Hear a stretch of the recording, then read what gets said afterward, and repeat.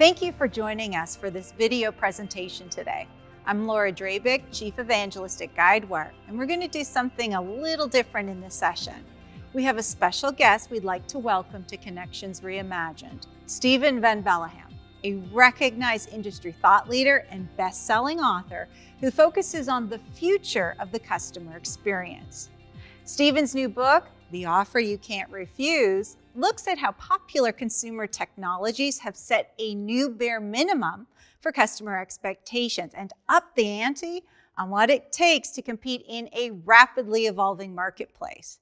Today, Stephen will share what this means for the insurance industry specifically, including two big ideas for creating meaningful differentiation for your brand. And I'll be on hand to share how Guidewire empowers our customers to do just that. Thanks for joining us, Stephen. Thank you, Laura. It is a pleasure to be here at this virtual event of Guidewire, and I'm very much looking forward to share some ideas about the future of customer experience for the insurance industry. Now, if we look at what happened in 2020, some people will say this is the year of COVID-19. I tend to call this the year of the biggest digital training course the world has ever seen. And I don't need to explain this to anyone because every aspect of our life has now a digital component. And I mean, just ask yourself this. If you look outside today and if you look at the world, do you still see the entire world? I don't think so. I think you see part of the world because there's this big invisible layer of digital technologies that's flying on top of us, and it's changing the way that companies interact with their customers. And because of that, I think we're in a new phase right now. In the past, we talked about digital versus analog. We talked about online versus offline. I don't think we need to do this anymore. Today, we live in this hybrid world. And that means that every interaction that a company has with their customers will have a digital component. And the cool thing is, this is no longer the exclusive right of the big technology companies. Like, take McDonald's. McDonald's is a fantastic company. It has been around for decades, and in the last few years, they've been through a fantastic transformation. I think most of you have seen this. And now they're going to take it one step further. And their secret weapon in this evolution is their app. Now, the McDonald's app is one of the most successful and the most used corporate apps in the world. Like in my country, Belgium, we only have 11 million people living in our country, and more than 1.5 million are actually using it. It's one of the most successful apps. And because of its success, they can now start the circle of life of artificial intelligence. They have this great product, they attract many users, these users generate data, and this data allows them again to optimize their services. Now, McDonald's made an acquisition about a year ago. They bought a company called Dynamic Yield, which is an artificial intelligence and machine learning company based in New York. And they're going to combine the software of this company with the data from their app to completely reinvent the experience of the drive-thru. Today, if you go to a drive-thru of McDonald's, in most of the time, the experience is exactly the same as it was 20 years ago. You go to the drive-thru, they have a menu that is the same for all of us because they use averages, which of course is a proxy to reality. And McDonald's knows this, and pretty soon they will change this.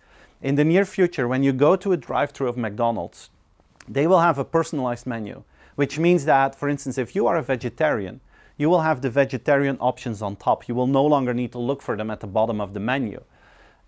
And you will feel welcome because of that. Maybe you will even buy more because of this. This is a personalized service. But I love this example because it is a perfect description of the hybrid world that we're living in. It's an offline experience to go to McDonald's, but they add this invisible digital layer on top of it that changes the experience completely for the customer. Now, if you ask me what started in March 2020, it's like we stepped into a time machine and we woke up in March 2030 in means of digital usage. We had this leapfrog. We jumped like crazy to a new era in terms of digital usage. And as a consequence, digital convenience has become a commodity. If you have it, fine. But customers feel it's the most natural thing in the world. If you don't have it, you're in deep trouble. So today it's more a negative differentiator than a positive differentiator. And we need to live with that. And in my opinion, customers these days, they have expectations that go beyond convenience. And that's what my two big ideas of this presentation are about. I think there are two ways how an insurance company can differentiate itself today to win the heart and the business of customers. and knowing that people expect more than just convenience. And to better understand that, I would like to invite you to think about this. If you think about your customers, ask yourself, what are the scarce resources that they have? I'm sure all of you think time. Time is the scarcest resource of most people, and I fully agree. Time is an important part of our life, and usually we don't have enough of it. But there are two other items in our life, resources in our life, that are pretty scarce for us. We have time, money, and energy. Most people that I meet would like to have more time, more money, more energy. There are not that many people that have enough of these three. So the question to you guys is, to what extent are you managing this? Are you an insurance company that is saving time for customers, saving money, giving energy? Or are you an energy taker, a time taker, a money taker? Ask yourself this. Maybe Starbucks is so successful because they're trying to give energy to people. AliExpress is so successful because they are so cheap. And about 65% of the US population is a client of Amazon Prime. Why? Because it saves you time, money, and energy. How is this in your organization? This is really important to know, because if we think about offering value that goes beyond convenience, it's about understanding the time-consuming, the money-consuming, and the energy-consuming aspects in people's lives. It's about understanding the human behind the customer. Now, let me give you an example. There's this healthcare insurance company called Oscar. I'm sure you're familiar with it. During the great lockdown in New York, there was scarcity for many people to have access to healthcare professionals. And as you know, it's very expensive to go to a doctor. So these guys solved this for their clients. They were like, okay, if you need to have a conversation with a doctor, we're going to take care of that for you. Within 15 minutes, we're going to give you access to a doctor, and it's going to be completely for free. Or if you need a refill for your medication, if you have a chronic disease, for instance, we're going to take care of that without any cost. At a moment like this, with these kind of services, you are adding value to people's lives. You're saving time, money, and energy from them. And I really believe that we're going to see a flip in the next few years where companies don't just focus on the customer journey anymore, but also focus on the life journey. A customer journey is about optimizing the transactional part of the relationship. A life journey is about optimizing the emotional part of a relationship. And it's about understanding the human behind the customer and acting upon that. Now, let me give you an example of another insurance company, a company called Centraal Beheer, which is part of the Achmea Group, and they're based in the Netherlands in Europe. Now, this is an insurance company that is obsessed with customers.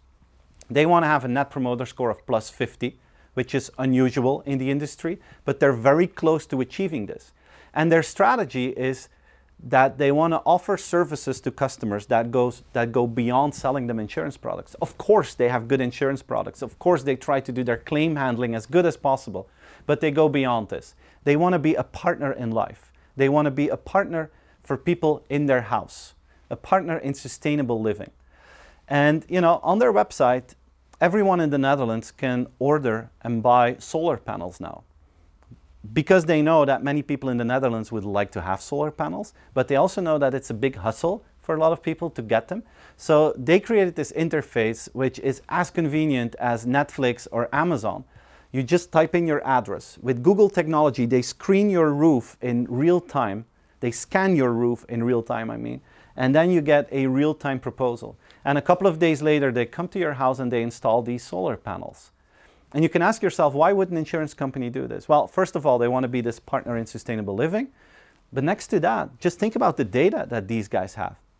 In the last 2 years, they had about 5,000 claims of customers that were dissatisfied about their supplier of solar panels. So these guys are best placed in the country to know which suppliers to trust and which suppliers you cannot trust. And they use that knowledge to offer additional services to their clients. But they go beyond this. They have this thing called Klushulp, which is like an Uber for chores, which is perfect for me. Like I have 2 left hands. I can't do anything in the house. I'm sure of everyone who's watching now, I have the 2 biggest left hands in the audience, in the world probably. So for me, this is paradise. And when I have to replace a light bulb, for instance, something I cannot do, then I use their app of this insurance company, I push a few buttons, and they send someone to my house to fix it the same day, which is brilliant. They add value in my life. And the cool thing is, this is not a free service. They ask money for this. It's a business model for them. And another cool thing is, This is not just open for their insurance customers, they open this for everyone in the country. And what they see is that about 50% of the people who use these services are non-insurance clients. So you can imagine the value that this brings to their business. They understand the human behind the customer and they want to become a partner in life. This is the first big idea that I want to share with you guys, how you can differentiate yourself. Laura, I would like to give the word back to you to see how Guidewire can actually help companies to implement this idea into the real world. Laura, the floor is yours. Thank you, Stephen. You're so right. When digital convenience is just the cost of entry, understanding the human behind the customer is the key to creating meaningful differentiation and building deeper, more profitable customer relationships. Do it right, and P&C insurers can shift from protection-based insurance to engagement-based insurance. They can become those partners in life through personalized services that save customers time, money, and energy on an ongoing basis. For every insurer, the single best chance to become a partner in living starts when the relationship does, and underwriting. But how do you get a high-fidelity understanding of the customer at first contact, right from the get-go? Our own solution, Guidewire Cloud, makes it easy. By leveraging big data, predictive analytics, and machine learning, we give you an accurate understanding of risk so you can engage customers with personalized coverage that's priced accordingly. And we do it instantly, on demand. Traditionally, underwriters have had to rely on loss history and tribal knowledge. They've had to hone their detective skills to track down data that's locked in silos and hasn't been rationalized and curated. But that just wastes time they just don't have, or they end up making costly mistakes. Guidewire Cloud changes all that by giving you a centralized view of the customer and by delivering the hyper-intelligence you need to make accurate decisions based on true insight instead of intuition. With our new BAMF release, we unlock all that first and second-party data within your core systems. And we integrate it with data from Guidewire's risk listening engine called Science, our exclusive internet-scale connection to non-obvious information that would be nearly impossible to obtain otherwise. We then filter it through a predictive analytics engine built specifically for P&C insurers to give you actionable risk and pricing insights the moment you need it. Take Nia here. She's looking for workers' comp insurance for her neighborhood diner. She's busy and wants coverage like yesterday. Guidewire pre-fills relevant information so you don't have to ask her endless questions that leave her ready to bolt. In the background, Guidewire assesses hundreds or even thousands of data points from internal and external sources to instantly assign Nia a risk score. We even predict future risks as well as profitability at different price points. Reviewing the underlying data, you see Nia's social media ads touting home delivery in 30 minutes or less is a debit. So is rising crime on her block. But her reputation as a conscientious manager who conducts regular safety training is a big plus, and none of her employees have ever filed claims. Within moments, you're able to become a real partner to Nia by offering her a policy that covers her needs at a risk-appropriate price so she can get back to business and you can reduce loss ratios. That's the power of knowing the human behind the customer better, faster, and easier than ever before possible. Thank you, Laura. So cool to see how you can make everything tangible, how you can make it real. I love these examples. Now, I want to build upon that. The first big idea was about becoming a partner in life. The second big idea is about how can you add value to society. And we see a flip. In the past, the focus was on authenticity. Today, the focus is on responsibility. The market expects companies to take their responsibility. And let's face it, guys, 2020 is a pretty tough year. There's a lot on our plate. We have many challenges that we have to deal with. We have the biggest healthcare crisis in human history and the link this has with the economy. We have climate change. That is still a big issue. And we have a fight against racism and discrimination. There's a lot on our plate. And the truth is, the market, the customer today, looks at organizations to add value with these challenges. They expect organizations to become part of the solution. And the cool thing is, there's a higher level of trust in business leaders to deal with these kind of problems than in government leaders. So they look at you guys, business owners, business leaders, executives, to add value to society. And they expect business leaders to act proactively. 74% of the world's population expects companies to deal with global challenges and don't wait for the government to enforce that to them. They want them to be proactive. Now the question is, can you guys change the world? You have impact on society. An insurance company has a huge impact on society. But the question that I prefer to ask is not, how can you change the world? The question is, how can you change your world? What are the strengths that you have in your organization that you can leverage so you can have a positive impact on society? That is something that I would like you to think about. I think that can have a huge impact on the way that our company functions. And if you think, yeah, Stephen, how do I do this? Well, think about this. Ask yourself the question, if we do business with your company, is there a trade-off for the customer? In many industries, for many companies that you do business with, there's this trade-off. There's the trade-off between convenience and privacy. There's a trade-off between buying a cheap product, but you know that it's not produced in an ethical way. The trade-off between doing things that you like traveling, for instance, and knowing that it's bad for the planet. Is there a trade-off in your industry, in your company? And the moment that you can identify this trade-off, that's the moment that you can start to reduce it and eventually eliminate it. And if you think, yeah, is this possible? Yeah. There are many things going on. Let me give you a few simple examples. Take fireworks. A lot of people love fireworks, but we also know that it's bad for animals. Animals are afraid of it or they become aggressive. Can we solve this trade-off? Yes, we can.